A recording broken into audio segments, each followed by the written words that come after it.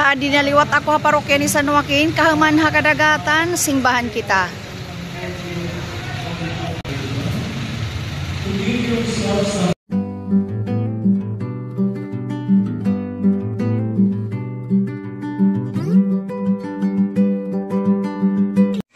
Di na ako sinulod nga di, kinikitaan ko kung hino itong mga speaker.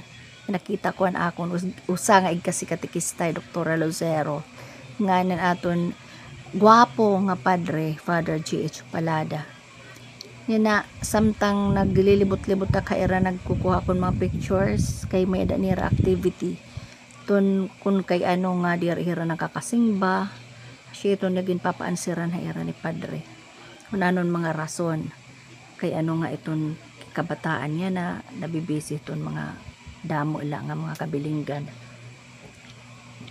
Yan na, asya itong irak na nabibisihan. Ang iba na kulawan pagpapicture, ang iba naman di rin nanginita. Pero nilibot ko lahira para di ako makadistorbo. Pag nakita hira, nga sinisaring ko nga smile, ayun, nakulaw hira. Ang iba talaga nga, may talaga busy, bisan kumita. Ayun, kunwari na lang mga busy talaga hira. Ang iba naman, pag-uusapan, nagpipicture. Nakakapicture ako hira. Hinwa upay kaya nangingismile. Ayan, diba?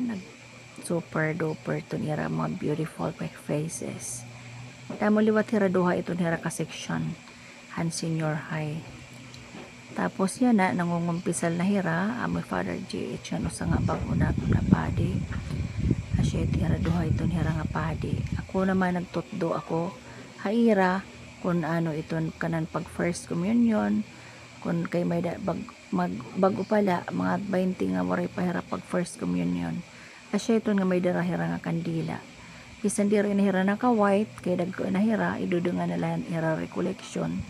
At doon era pag first communion yan itong misa.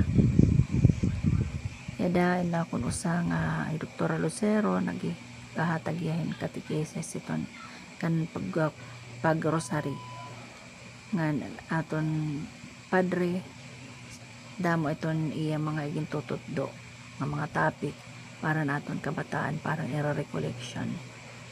Yan na picture na nga tanan nga mga nag-attend. God bless sa iyo. Salamat sa iyo pagkulaw.